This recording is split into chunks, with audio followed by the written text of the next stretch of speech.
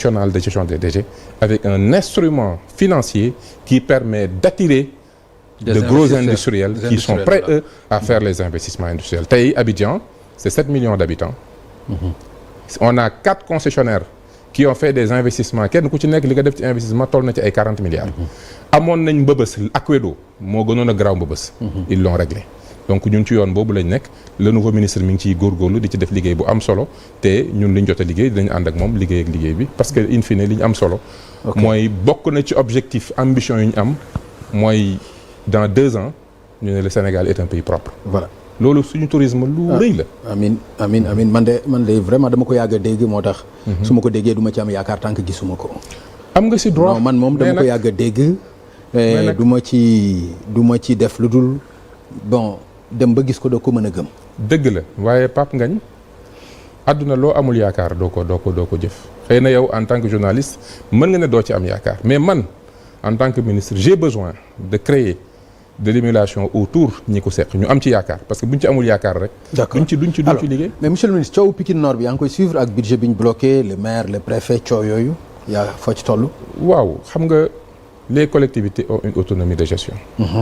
et le préfet a ses responsabilités à ses rôles ñu ngi koy suivre te lépp luñ ci war a def dinañ ko def en toute impartialité.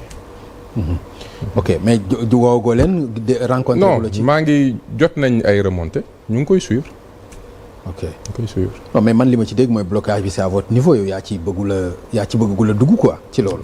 man jàpp naa ne réew mi yëpp nangul nañ ma ne maire bu ma gis rek bëgg naa laa dimbale ba sa lépp dox donc man loolu du sama taxawaay Pape Ngagne Taw aussi. alors monsieur le ministre tey yaa ngi kiiraay yéen a ngi ci régime bi yéen a ko téye réew mi ngi ci vraiment wàllu jafe-jafe yu bari ñu bari fi ñu doon liggéeyee dàq nañu leen fa ñu nekk ci ay jafe-jafe économiquement dëkk bi metti na lan ngeen mën a dalale xelu askan wi ci at yi ñu jëm. que ni mbir yi mën na soppeeku. Pape Ngagne je le dis avec conviction te li may wax ni ngëm-ngëm la. je sais que les lendemains seront meilleurs. il faut que sénégalais yi xam ne 2 premières années yi il nous fallait bu ñu ñëwee ak situation bi ñu fekk c'est la situation foncière il fallait que ñu régler problème yi man tey Mbourkat j'ai terminé la restructuration ba population yi fa nekkoon amoon ay jafe-jafe tey ñu ngi sant yàlla parce que joxaat nañ leen seen i suuf. gouverneur bi ma koy féliciter il est en train de faire un excellent travail.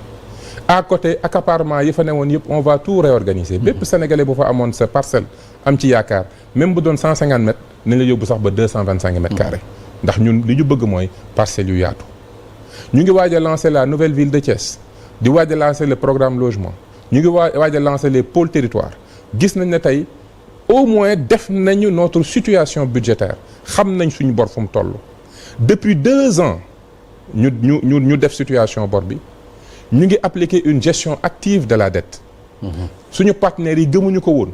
waaye après 2 ans de gestion active tey ñoom seen wàllu bopp xam nañ ne ñii kat lañ doon wax ne ñoom mën nañ koo gérer war nañ ñoo mën a gëm ba tey ñoo ngi commencé gis benn desserrement ñu ngi gis ñoom ñuy accompagner les programmes ñu ngi commencé avancer man li ma gis mooy lu positif moo nekk suñ kanam gëm naa ne moment bi ñu arrêté affaire yi analyser gëstu.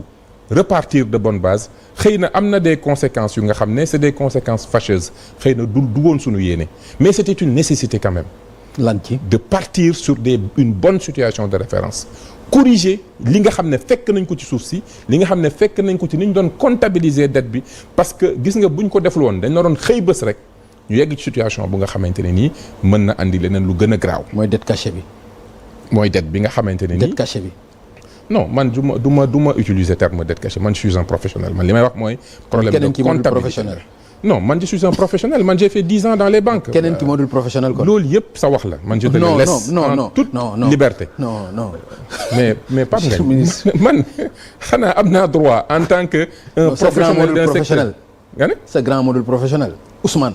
il n'est pas un professionnel des banques man je suis un professionnel des banques moo tax mu wax ju rëy jooju. loolu yëpp yow la concerné man li ma wax mooy en tant que professionnel man li ma wax mooy y a un problème de comptabilisation de la dette ça c'est le professionnel maintenant après bu ñu enquêter mën nañ ne c'était quelque chose d'intentionnel donc c'était caché loolu nit mën na ko wax mais comme man c'était pas loo nga xam ne man maa ko doon gérer. li mu mën a wax rek mooy je parle en tant qu'un professionnel du milieu bancaire.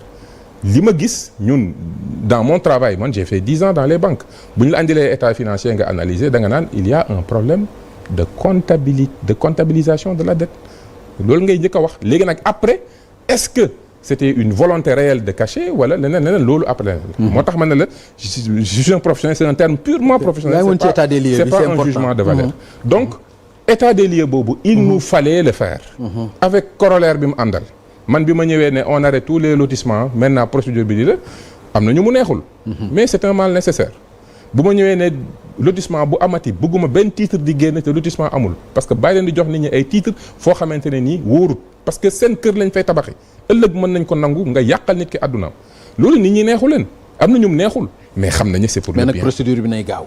day gaaw ci nay gaaw rek. gis nga gaaw na bu baax parce que su yéexee mooy indi yeneen problème yi aussi. gis nga problème mooy indi yeneen contournement benn yéex ñun on est rapide. bu yéexee rek c'est parce que dugal nga sa dossier am na lu normalul ñu delloo la ko mais dossier bu mot day jàll. ñun amuñ ci benn intérêt di tardel quoi que ce soit mais dañ bëgg lépp tege ci yoon donc état des lieux boobu sur le plan foncier sur le plan des contrats sur le plan de la gestion de la dette sur les investissements sur les contrats sur les projets il nous fallait regarder tout cela boo koy def nag dina andi lenteur dina andi ay désagréments gënaluñu mais lu nécessité c'est une nécessité yàlla dimbali nañu nag ba léegi ñu ngi relancer les nouveaux programmes parce que moment bi ñuy auditer ak di analyser moom boobu tam ñu ngi structuré. dans le bâtiment man aujourd'hui le BTP quand même. c'est ça man aujourd'hui je lance les pôles territoires.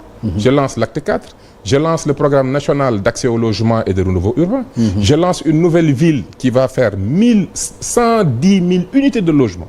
Et bientôt on va dévoiler le master plan de la nouvelle ville qui va être une innovation africaine. fi ñu naroon def Mbour 4 nouvelle ville de Thiès. foofu la ñu analyser étudier ko on va faire une ville sur 3000 hectares avec 1600 hectares de zone urbaine avec toutes les fonctionnalités. zone de service dina am sax zone agricole lépp la ñu planifier le master plan dinañ ko dévoiler Sénégal gi yëpp teg ci seen bët. projet yooyu la askan wi soxla. loolu c'est important. donc li ne suñ kanam man gëm naa ne c'est que du positif.